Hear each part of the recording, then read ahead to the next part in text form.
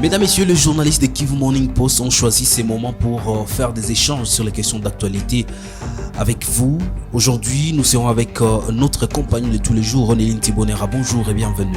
Bonjour Bled Bassabossé, bonjour à tous les téléspectateurs qui nous suivent à pareil instant. Les habitants de la ville de Goma n'arrivent pas à fermer l'œil la nuit.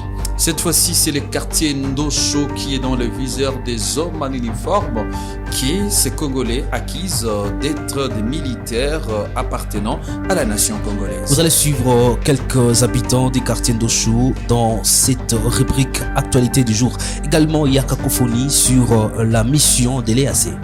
La société civile semble inquiète autour de la mission de l'EAC au niveau de la province du Nord Kivu, étant donné que les cérémonies qui ont été organisées pour se dire, écoutez, il y a retrait des éléments du 23 de telle zone et que cette zone doit être contrôlée par l'EAC. Dans la matérialisation, ce qui se passe comme cérémonie semble être une farce. Mesdames, Messieurs, voilà tout. Entre autres également, nous ferons un focus sur cette spoliation de biens de l'État en ville du Goma. Vous êtes nouveau sur la chaîne, n'oubliez pas de vous abonner et on se retrouve dans la deuxième partie.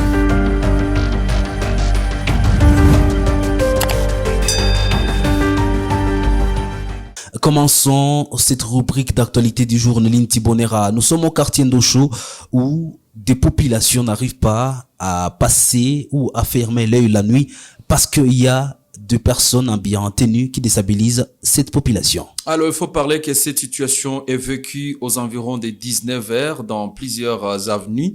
Et là, on peut évoquer les cas de l'avenue Maman Elisabeth, non seulement Maman Elisabeth, mais on évoque également les cas sur avenue Maendeleo où des hommes en tenue militaire et qui s'apparentent à cette nouvelle tenue dotée aux forces armées de la République démocratique du Congo tracassent la population, puis les biens de la population. D'autres arrivent même à poser d'actes de torture sur certains citoyens parce que de fois ils exigent à ce que vous puissiez leur remettre votre téléphone ou de leur verser une somme importante d'argent ou l'argent à votre possession. Et quand vous essayez de marquer une certaine opposition à ce qu'ils veulent avoir, ils n'hésitent pas soit à vous traiter de bandit ou à vous prendre pour quelqu'un qui est là pour s'aimer le désordre au niveau de la ville de Goma. Tentative de réponse par rapport à ce qui se passe dans cette partie de la ville de Goma dans cette vidéo en Vox Pop avec les habitants de cette partie de la ville.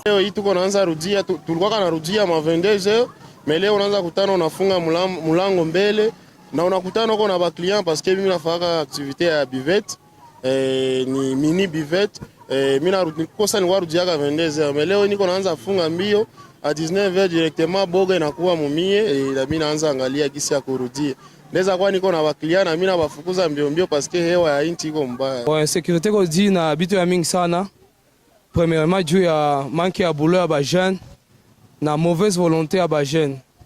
Parce que aiko kila mtu kosa boulot nyoza fa mbaya. Il a impacté sana d'une manière négative hein?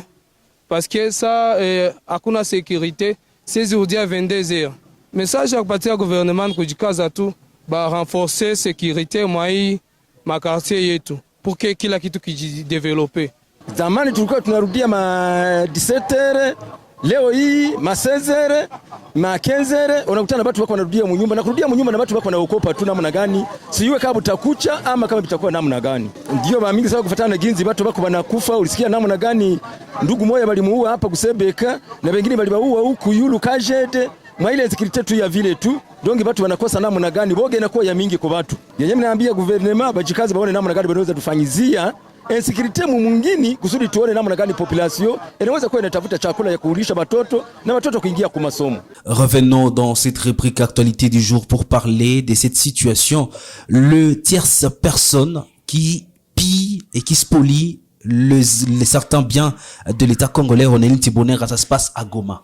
Eh ouais, l'État congolais se retrouve petit à petit dans ce qu'on est en train d'appeler une misère immobilière au niveau de la province du Nord Kivu. Vous savez qu'il y a plusieurs maisons qui appartenaient au domaine immobilier de l'État, mais qui du jour au lendemain changent de possesseurs pour se retrouver entre des abonnements de particuliers. Les récents cas est celui qui a été rapporté par le mouvement citoyen Génération Positive. Cette structure des jeunes a alerté les autorités sur une décision de la justice qui a attribué 10 mètres de rive sur une parcelle que personne ne pouvait imaginer, une parcelle qui se situe devant la résidence du gouverneur en congé. Là, je vais parler bien sûr des Carlin Zanzuka Civita, et cette maison que nous reconnaissons tous qui se trouve à 10 mètres du lac Kivu, mais voilà, les décideurs, les acteurs de la justice ont décidé dans un jugement que certaines personnes estiment en jugement unique ont accordé les droits sur cet espace, alors que depuis la nuit des temps, on savait que cet espace appartenait à l'État congolais. Ce n'est pas le premier cas. Il y a également cette RDG qui se trouve en face du gouvernorat du Nord Kivu, qui a été également cédé à un particulier pour des motifs qu'on estime, voilà, ici c'était bon pour qu'on puisse y ériger un endroit où l'on pouvait garer les voitures, je sais pas, au cas où le président de la République ait des passages au niveau du Nord Kivu. Donc vous sentez qu'il y a un peu plus de cacophonie. C'est pas tout simplement, c'est qu'il y a plusieurs entités, il y a plusieurs maisons, il y a donc des histoires. Aujourd'hui, l'on a comme impression que dans tout ce qu'il y a comme avocat de la République, dans tout ce qu'il y a comme avocat de la province, c'est comme si la province a recruté des avocats qui ne sont pas matures en matière de loi et qui perdent souvent trop le procès. Mais à ce niveau, qu'est-ce qu'on peut comprendre en voyant la réaction du gouverneur en congé, l'honorable Carlin Zanzuka Civita, qui pense que c'est un esprit qui n'est pas patriotique de voir d'espoler les biens de la population. Il n'a pas agi comme vice-président de l'Assemblée, mais il est vice-président de l'Assemblée, Jean-Paul Mbulumbu également, qui dénonce cette situation. S'il des figures comme ça de la province peuvent revenir sur la situation, qu'est-ce que la population devrait comprendre exactement? Alors, si je dois carrément revenir sur le propos tenu par Jimmy Nziali place tout cela sous la responsabilité des autorités actuelles. Donc, pour lui, ces autorités, se sentant à la fin de leur mandat, tentent à tout prix de se faire un peu plus, de se refaire une santé financière, de telle sorte que lorsqu'ils seront au chômage ou lorsqu'ils seront à la retraite, que cet argent leur permette de pouvoir tenir encore quelques années. Mais cette dénonciation de Jimmy Nziali n'est pas prise en tant que telle parce que du côté des autorités provinciales, l'on estime que l'on doit carrément respecter la parcelle de pouvoir de chaque organe ou de chaque structure, donc au pouvoir exécutif de sauvegarder sa parcelle de pouvoir, à la justice de faire son travail.